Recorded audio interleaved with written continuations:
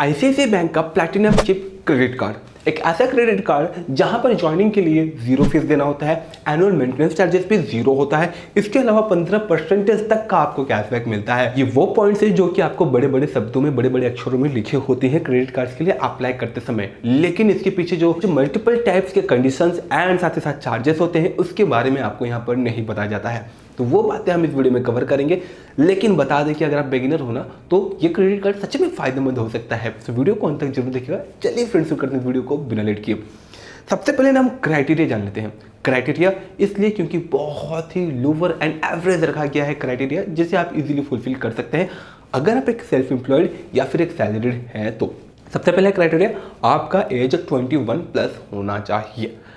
अगर आपका as 21 plus नहीं है तो शायद आप इसके लिए अप्लाई नहीं कर सकते हो। एंड मेजरली देखा गया कुछ सिटीज में ना यहाँ पर ये 23 की क्राइटेरिया फिर रख सकते हैं। मैटर करता है कि आप कौन से लोकेलिटीज में रह रहे हो। दूसरा क्राइटेरिया ये है कि आपकी salary minimum 15 plus, that means कि 15,000 से ज्यादा होनी चाहिए। एंड अगर आप एक सेल्फ एम्प्लॉयड है, दैट मीन्स कि अगर आपका खुद का बिजनेस है तो आप ITR फाइल कर रहे हो, ये बहुत ज्यादा जरूरी है। अब ज्यादातर लोग तभी ITR फाइल करते हैं जब उनका एनुअल रेवेन्यू 3 लाख से ज्यादा होता है। अगर आपका होता है तो बधाई हो, आप ITR फाइल करके जो है आप ऐसे क्रेडिट कार्ड्स को अवेल कर सकते हैं, क्योंकि क्रेडिट कार्ड के ना बहुत सारे फायदे होते हैं। 20 से 50 दिन का इंटरेस्ट फ्री क्रेडिट आपको मिलता है। दैट मीन्स कि अगर आपको उधार चाहिए या फिर इमरजेंसी फंड चाहिए तो आपको विदाउट एनी इंटरेस्ट या फिर एक्स्ट्रा चार्जेस आपको यहाँ पर ये 20 से 50 दिन के लिए पैसे दे देते हैं।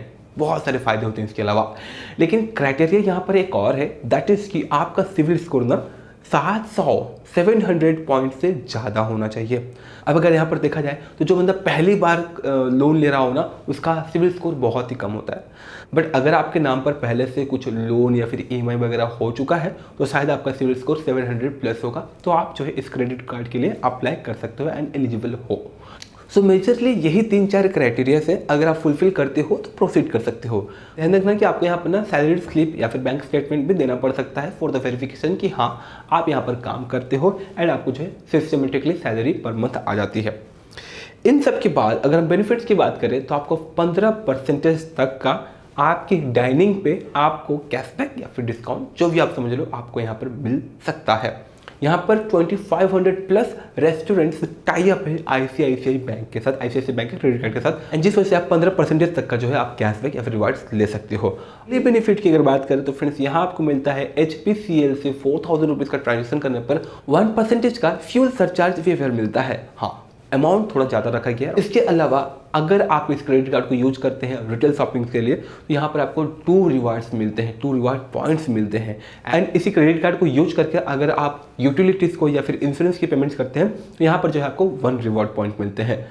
ओवरऑल अगर देखा जाए तो जो ज़्यादातर हमें क्रेडिट कार्ड्स में ऑनलाइन प्लेटफॉर्म पर शॉपिंग करने से 5% या फिर 10% या फिर 2% का जो कैशबैक या फिर रिवार्ड्स वगैरह मिलता है, वो चीज़ें हमें इस क्रेडिट कार्ड में नहीं देखने को मिल रही है। अब नहीं देखने को मिल रही है इसलिए क्योंकि आपको यहाँ पर खर्चे भी कम करने पड़ रहे हैं, लाइक ज्वाइनिंग फी या फिर एनुअल मेंटेनेंस चार्जेस।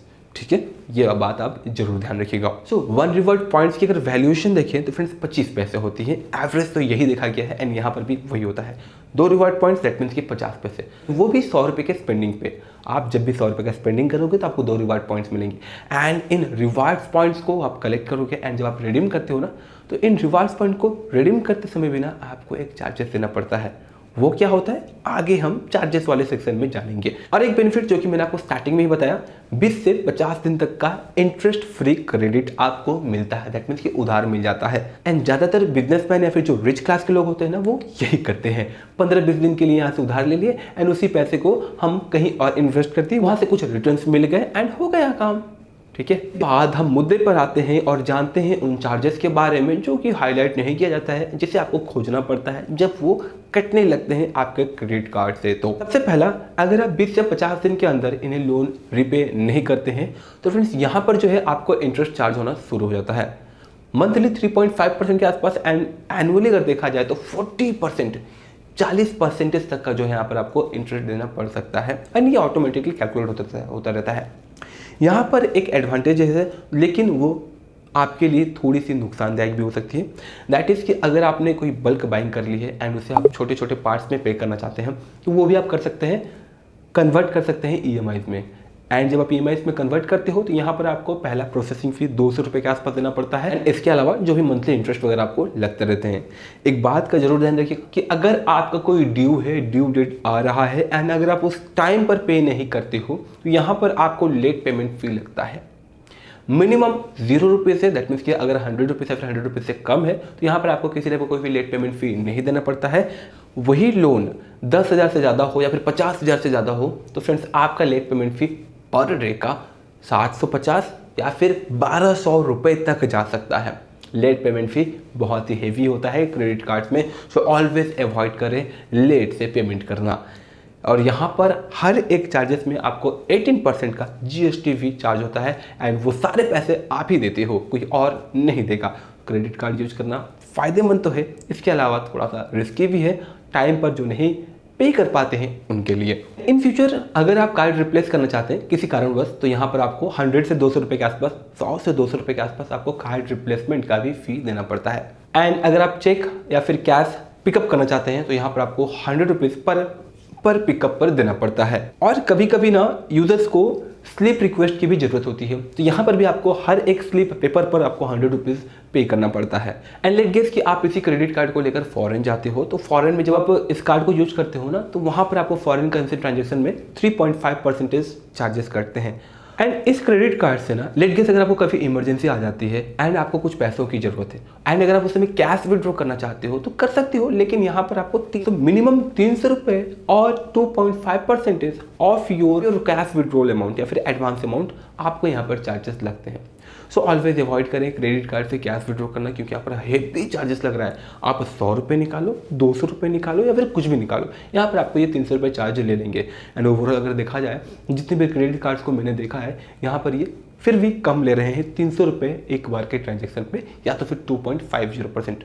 सो जैसा कि हम पहले डिस्कस कर रहे थे रिवार्ड रिडीम्पशन, जी हाँ, यहाँ पर आपको रिवार्ड को रिडीम करने के लिए आपको 99 रुपीज़ पे करना पड़ता है। अगेन यहाँ पर भी आपका 18% GST लगेगा। एंड लेट गेस कि आपके क्रेडिट कार्ड पर ना आपको लिमिट मिला हुआ है 5 से 6 हज़ार का, आपको पता नहीं चला, आपने जो है ओवर लिमिट ट्रांजेक्शन कर लिया है तो यहाँ पर आपको flat 500 rupees, minimum 500 rupees as a charges आपको वो लगा देंगे या तो फिर 2.50%, 2.5% का आपको वहाँ पर पेनल्टी या फिर चार्जेस लगा देते हैं। एंड इन चार्जेस पे अगेन 18% का GST।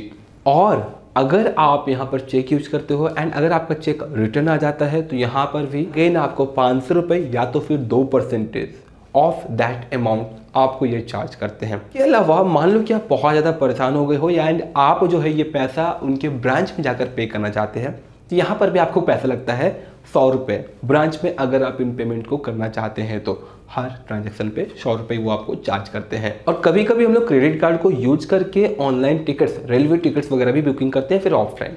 तो यहाँ पर अगर आप ऑनलाइन टिकट बुकिंग करते हैं तो आपको चार्ज लगेगा 1.8% ऑफ योर अमाउंट।